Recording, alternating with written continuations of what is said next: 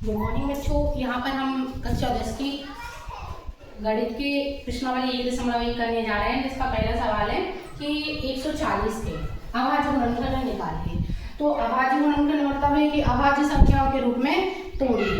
अब अभाज्य संख्याएं आप जानते हैं, सबसे छोटी अभाज्य संख्या 2 से चालू होती है। इसका मतलब ये है कि 140 को ऐसे छोटे छोटे भागों में तोड़िए जो अभाज्य संख्याओं के रूप में आ जाए। तो सबसे पहले 140 अपन यहाँ पर विधि लिखेंगे, अभाज्य गुणनखंड, अभाज्य गुणनखंड विधि। अब इसमें आपको करना क्या है, अभाज्य संख्याओं का ही इसमें भाग देना है। जैसे हमने लिखा है यहाँ पे 140, इसमें आपको भाग देना है, छोटी से छोटी अभाज्य संख्या का भाग देना है। तो सबसे पहले हम यहाँ पर देखते हैं कि सबसे छोटी अभाज्य संख्या 2 होती है, 2 के बाद 3 आती है, 3 के बाद 5 आती है, 5 के बाद 7, 7 के बाद 11, इस प्रकार से आगे एकदम चलता रहता है। आपको ये सब जानकारी होगी। सबसे पहले हम छोटी अभाज्य संख्या 2 का भाग देंगे। जब हमने 2 का भाग 14 में दिया तो 7 आ गए, पर 2 का भाग हमने जब शून्य में दिया तो शून्य हो गए। फिर चूंकि शून्य है तो हम वापस से 2 का भाग देंगे, क्योंकि 2 का भाग चला जाएगा। तो 2 का भाग हमने जब दिया तो 2 तिया 6, फिर 1 बचेगा, तो यहाँ पर हो जाएंगे 2 पंचे 10।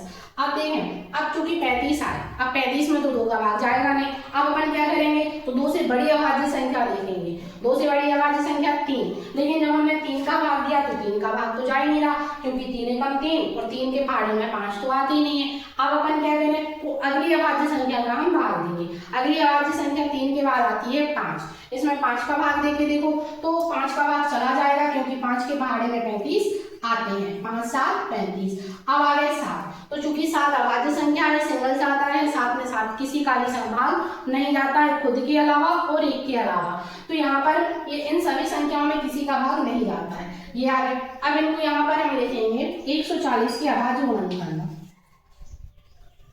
तो अभाज्य गुणनखंड क्या क्या आए हैं उनको आपको इस प्रकार से लिखना पड़ेगा।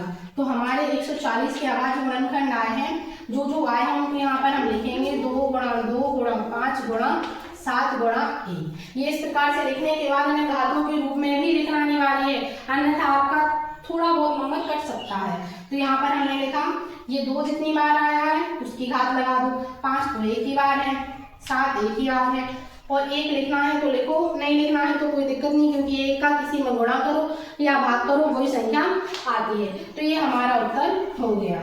इस प्रकार से आप अभाज्य गुणनखंड आसानी से सरल विधि से निकाल सकते हैं। इसके अलावा आपको भाग कैसे देना है, 2 का भाग कब देंगे हम, 3 का भाग कब देंगे हम, 4 का भाग हम कब, सॉरी 4 तो अभाज्य नहीं है, 5 का भाग हम कब देंगे, 7 का भाग कब देंगे हम। तो इसकी अलग विधि होती है, जो कि आप हमारे दूसरे वीडियो में देख सकते हैं। Thank you.